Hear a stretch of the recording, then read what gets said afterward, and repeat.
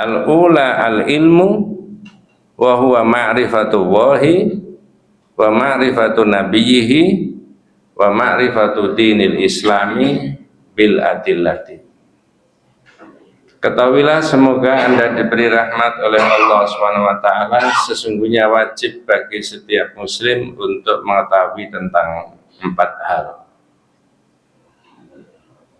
Jadi ini mengarahkan, ada tema-tema lalu diarahkan orang Islam itu wajib ini gitu. 4 hal itu apa saja? Al-ula al-ilmu. Orang Islam itu wajib berilmu. Ilmu tentang apa? Wa huwa ma'rifatullahi, mengerti tentang Allah. Wa ma'rifatu nabiyhi, mengerti tentang nabinya. Wa ma'rifatu dinil islami bil adillah, dan mengerti tentang agama Islam pakai dalil. Nah, baru nanti diuraikan, disyarahkan.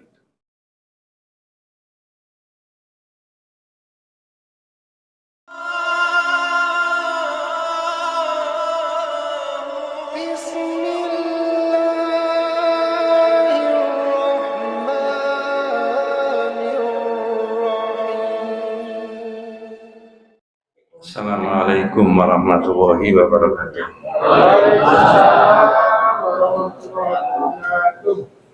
Bismillahirrahmanirrahim. Alhamdulillah nahmaduhu wa nasta'inuhu wa nastaghfiruh wa na'udzu billahi min syururi anfusina wa min sayyiati a'malina.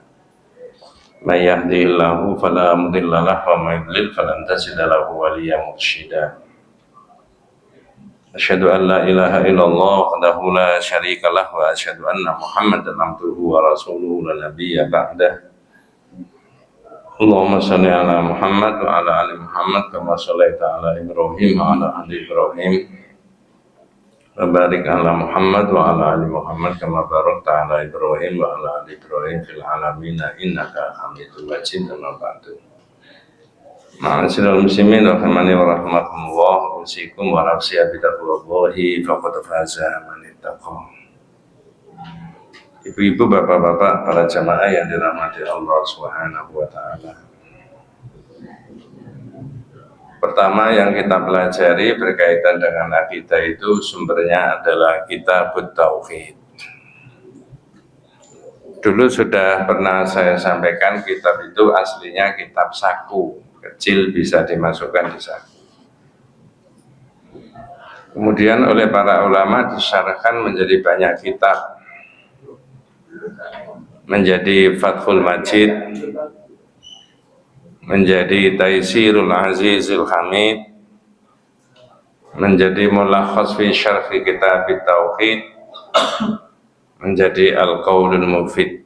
Itu intinya dari satu kitab dikembangkan menjadi 4 model syarah oleh para ulama kontemporer. Itu sudah khatam, kemudian kita ganti Al-Firqatun Najiyah wa Taifah Al-Mansurah.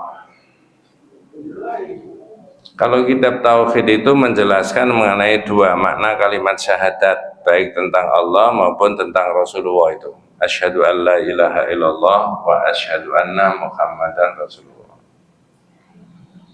Mulai bab yang pertama mengenai kitab Tauhid, ai dilalah, dalil-dalilnya,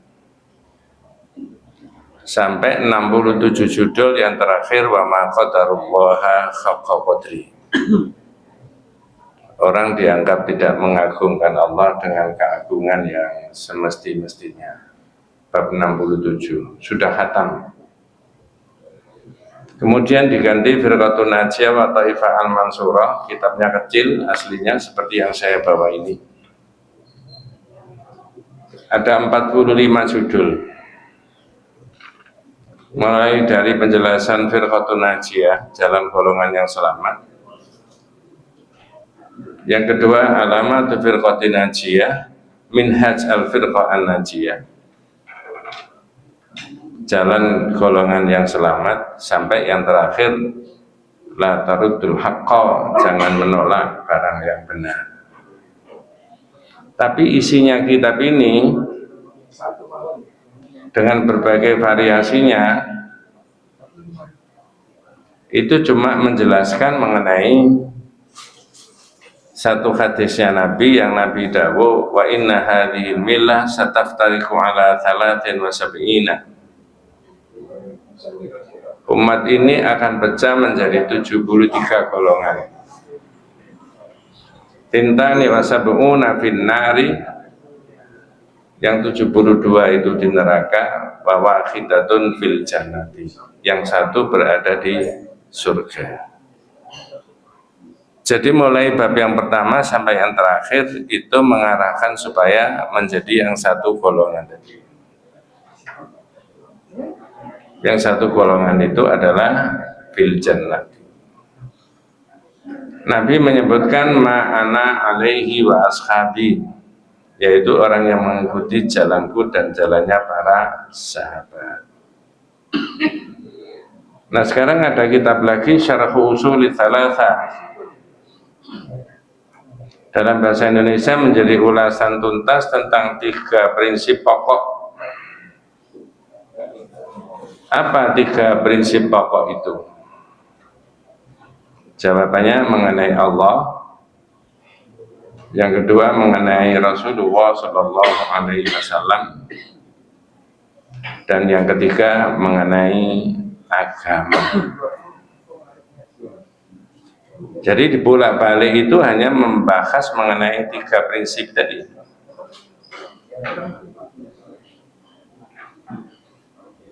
Kalau pakai bahasa aslinya, ma'rifatullahi, mengerti tentang Allah. Yang kedua adalah ma'rifatun nabiyhi, mengerti tentang nabinya Muhammad sallallahu alaihi wasallam. Dan yang ketiga adalah ma'rifatud dinil islami, mengerti tentang agama Islam. Dari 3 itu tadi, ma'rifatullahi wa ma'rifatun nabiyhi wa ma'rifatud dinil islami bil adillati, semuanya harus pakai dilalah. Dari 3 penjelasan itu kemudian diuraikan menjadi 65 judul dalam kitab. Mudah-mudahan Allah memberikan kekuatan kita bisa mengkhatamkan kitab ini. Di beberapa tempat sudah diajarkan. Di Sidoarjo itu di satu tempat, Masjid Al-Milah, khususnya ibu-ibu, pada Rabu ketiga jam 9. Kemudian di sepanjang di sebelah rumah saya itu juga sudah diajarkan. Nah ini sekarang di sini kita mulai. Nah caranya membahas kitab ini, membaca kitab ini beda dengan yang 2 kitab sebelumnya. Misalkan itu halaman 9, yang ada kitabnya bisa menyimak, yang tidak ada bisa diikuti saja. Yang dicetak agak buram itu namanya matan. Jangan keliru mantan. Isinya. Jadi aslinya kitab itu hanya ini yang dicetak buram-buram, yang ada garis pinggir atas dan bawah. Baru halaman 10, 11 dan seterusnya itu namanya syarah, uraiannya. Ya, betapa banyaknya yang disyarahkan itu dari matan yang sangat sederhana. Nanti kita ketemu lagi matan itu ada di halaman 30 dan 31. Dan begitu seterusnya. Berikutnya adalah syarahnya. Sehingga membacanya dilihat di matannya, misalkan halaman 9. Ini saya menerangkan ini dulu. Halaman 9 itu dibaca matanya mulai dari Bismillahirrahmanirrahim. Kemudian ada penjelasannya dalam bahasa Indonesia, terjemahnya dengan nama Allah. Ada nomor 1, Allah. Nomor 2, yang Maha Rahman Pengasih. Nomor 3, lagi Maha Penyayang Rahim. Nomor 4, Itu nanti dilihat di halaman berikutnya, nomor 1, nomor 2, nomor 3, nomor 4. Bi itu maksudnya apa? Bi, ya, bi ismi. Allah itu siapa? Diterangkan begitu. Ar-Rahman itu siapa?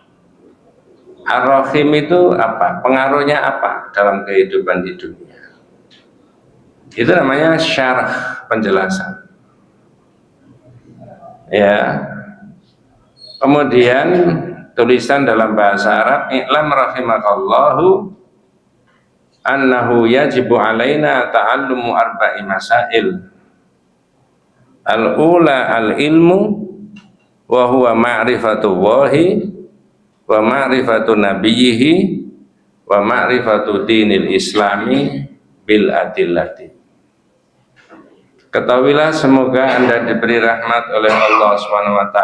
Sesungguhnya wajib bagi setiap muslim untuk mengetahui tentang 4 hal. Jadi ini mengarahkan, ada tema-tema lalu diarahkan. Orang Islam itu wajib ini ya gitu. 4 hal itu apa saja? Al-ula al-ilmu.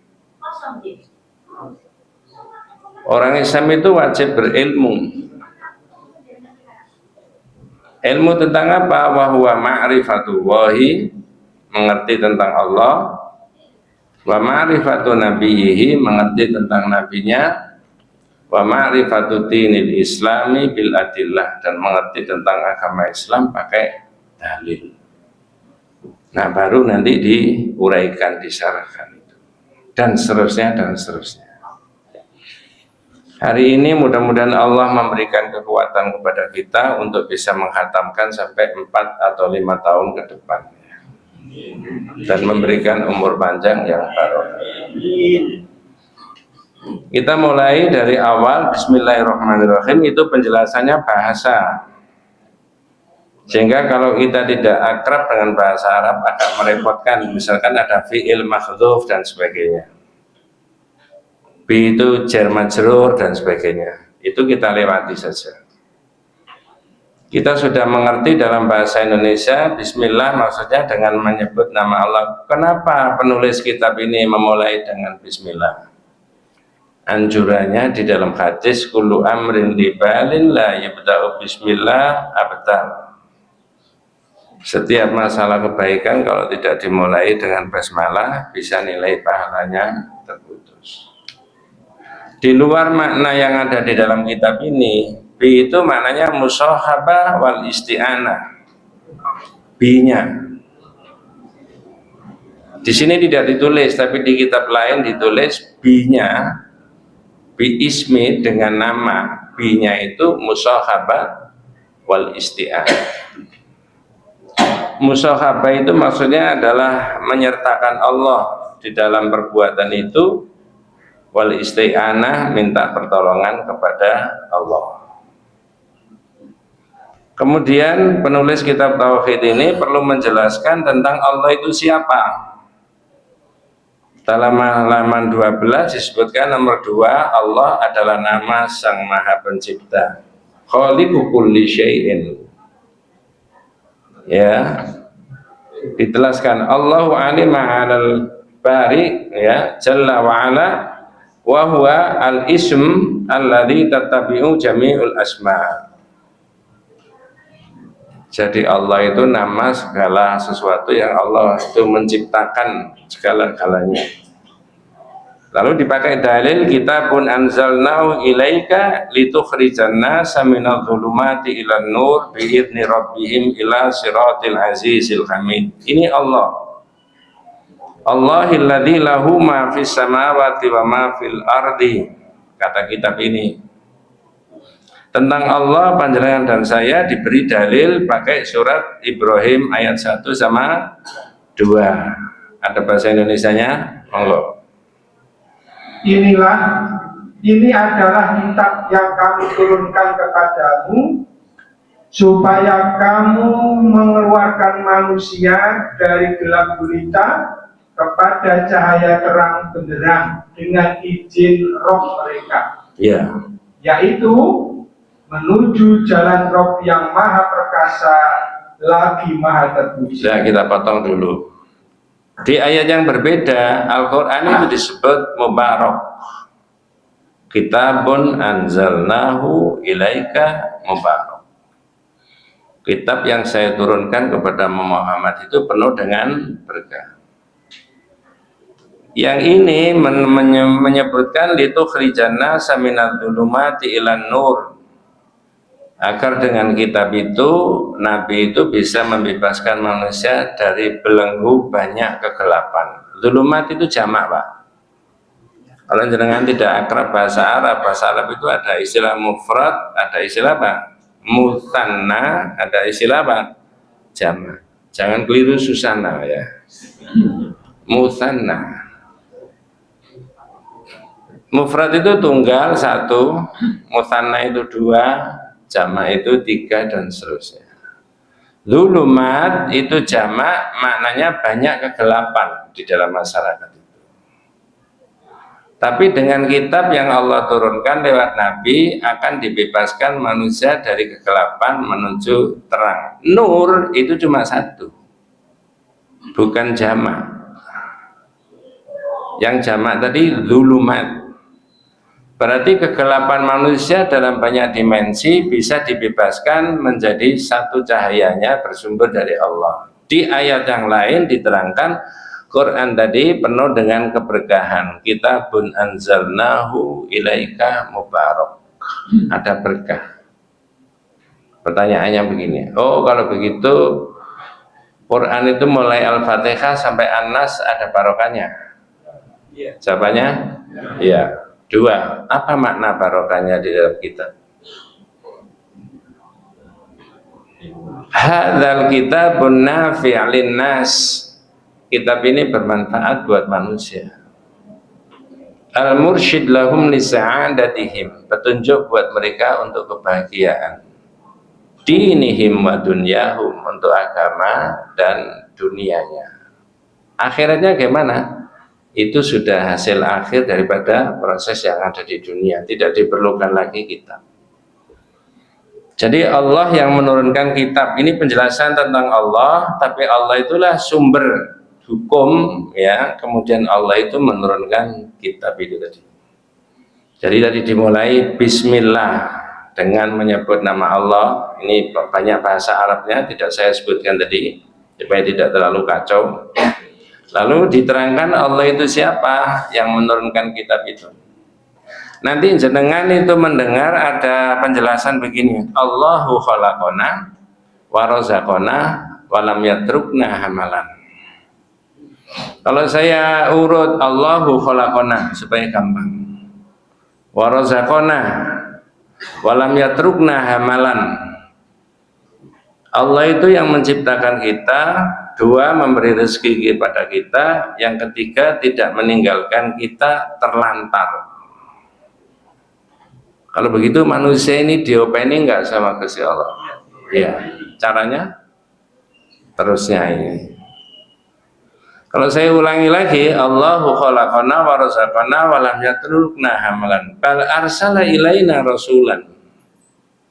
Allah mengutus untuk kita semuanya seorang rasul. Ini buktinya Allah itu ngopeni manusia seluruhnya. Baru berikutnya, man ata'ahu dakhalal jannah wa man asahu dakhalan nar.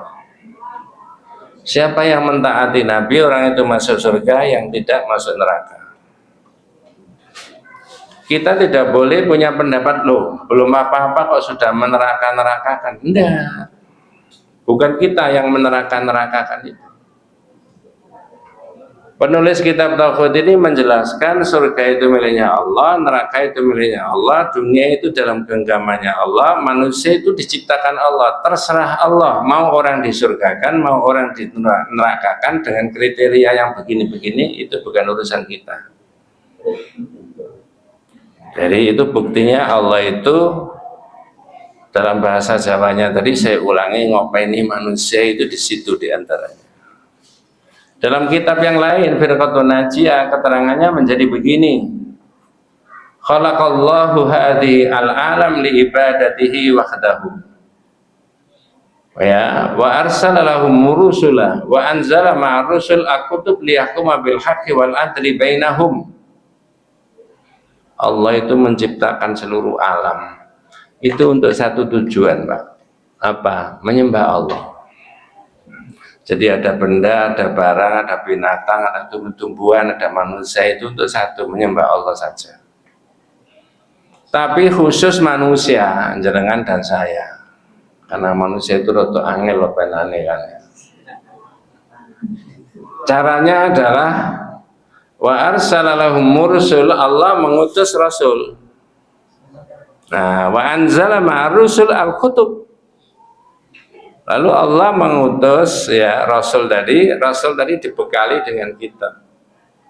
Liyahkuma bil haqqi wal adli bainahum, supaya dengan kitab itu dipakai sebagai dasar hukum untuk menjelaskan hukum-hukum Allah di dalam kitab, dan seterusnya dan seterusnya.